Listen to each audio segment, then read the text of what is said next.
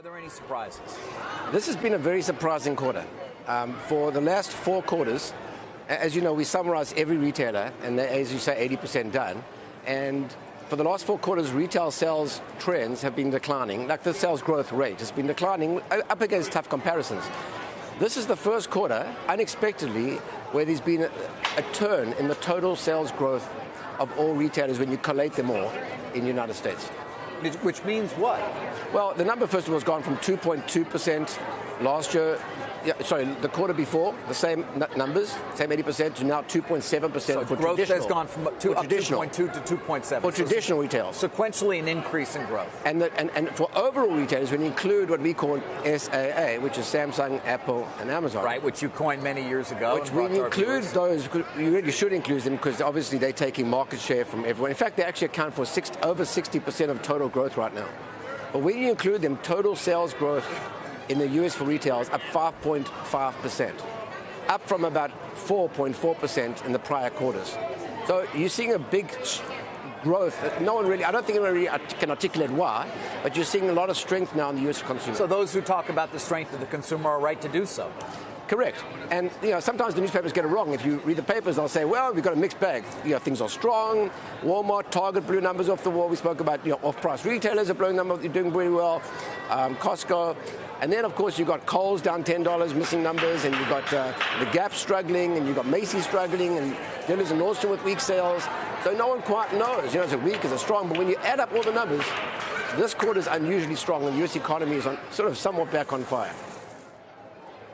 Are we at a point now? I mean, we've been hearing about this shift to e-commerce for years and about the need for traditional retailers and brick and mortar entities to be investing and sort of reinventing themselves. Are we at a point where we can actually say there's specific winners and losers in retail and that's really the stage is set and this is how it's going to play out now?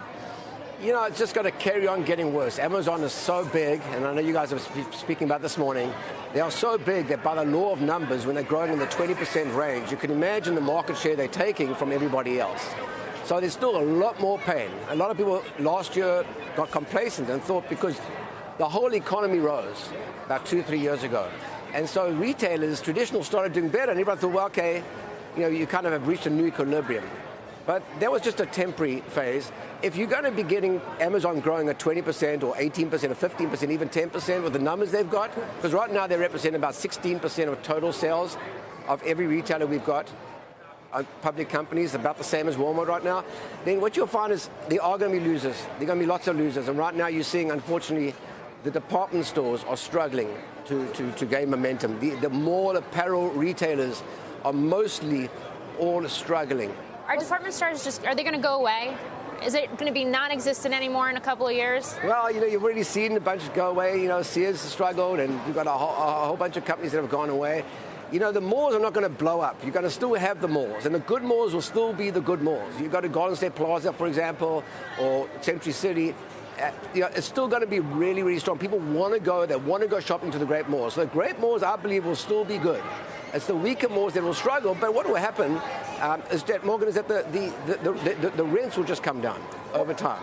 Speaking of taking share, we've seen a slew of retail bankruptcies this year. You've got Payless, Gymboree, Charlotte Russe, Charming Charlie, Barney's, just to name a few. Who do you think is picking up share this holiday season from some of these recent bankruptcies that we've been seeing? Well, for example, obviously one would expect Children's Place to benefit from Gymboree as an example, but I think Children's Place, one has to appreciate that these guys, compete against everybody. They compete also against Target, for example, for children. And Amazon. And Amazon, of course, absolutely. So I mean, even Children's Place, I think people are optimistic about it because of Gymboree, but I don't see that. I think Children's Place is in a bit of a tough spot as well.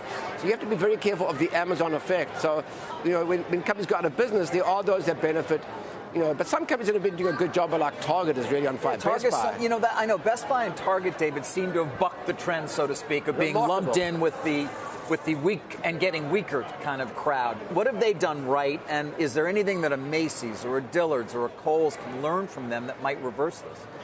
Well, first of all, they are big discounters, right? So Target and Best Buy are discounters, so they entice you with good prices. It's more difficult for a traditional retailer, like a Macy's or a Dillard's, and they've got decent cash flow, but some of them have a lot of debt. So it's more difficult for them without the discounts to really entice people for those kind of products. Target and Best Buy are somewhat in the eye of the storm of Amazon as well, as you know, not as long as Kohl's and Walmart. But they've all managed to do a decent job, but they've done a better job at marketing and at doing the 4 Ps of price, promotion, product. And they've just done a really good job. And the management teams of those companies have really done well. Yeah. Inventories is something else you've always watched closely and sort of through the years told me and taught me to focus on. What are we seeing in terms of inventory management as we head into this selling season? So what we've spoken about so far is where we are today. We're seeing, stronger sales up 2.7% versus, last quarter 2.2% for traditional. Inventories is fantastic because what it does is it shows you the future. To some degree, it shares with you the future because if you've got high inventories, then you can expect big markdowns for the consumer and lower profits. The remarkable thing that's happened this quarter as well is that inventories for the first time in 4 quarters are actually growing at the same rate at the rate of sales. So roughly 2.5% growth rate, 2.5% inventories. Whereas in the quarter before, inventories are 4.3%. So you've gone from 4.3%. So they've cleaned up their inventories, which generally speaking is very good for the group and good for the consumer. So you're not seeing a pull forward in inventories as a result of some of the tariffs? Yeah, it's a good question. You had been seeing that, and that's partly why the inventories were higher in prior quarters. So there is some noise with that, absolutely. But not just the prior quarter, but the last year. So there is some of that, and so it's really hard to know exactly how much is because of the pull forward and how much is not. But generally speaking, even if the disparity wasn't as big as the 2.5% and 4.4%, it's still a great improvement, and that should help their profit margins. So for somebody listening who hears sales are stronger than expected, the U.S. consumer is quite strong, and inventories are being managed well, what do you want to own as you sort of head into the new year? Well, most of the retailers, as you know, have just reported. So the world knows everything about kind of like what they've reported. So to say, oh, you should invest in this and this and this, I feel like I'd be misleading people because it's already known. I mean, for example, Target and Best Buy. Right. They're up sharply. They're up sharply, in particular. But they have great inventories heading into Christmas, which suggests that they should beat again. And that's partly maybe why they went up. But those are examples of companies that are doing well.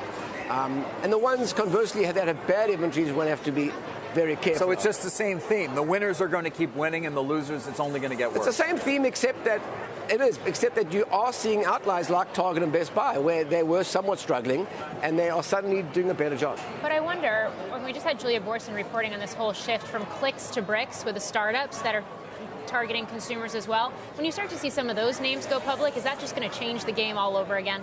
It's going to make it more exciting, that's for sure. And it is exciting to see these guys. There are not many online retailers out there. I mean, Amazon. And finally, not to end on a sad note, but I would assume we'll still see some bankruptcies coming into 2020 as well. It's not too difficult to see who they'll be. I mean, it's not particularly complicated because you just go look at the stock prices and see now who's under $5. I mean, there's a whole host of them. And the problem is that a lot of these retailers have defied my logic, in buying back stock. Like, they'd be buying back stock and creating debt as the stock prices have gone down, and now they have gone bankrupt and they will go bankrupt. And that's a bit of a problem. When board of directors announce in an environment like this they should be buying back stock. Yeah, there's a lot of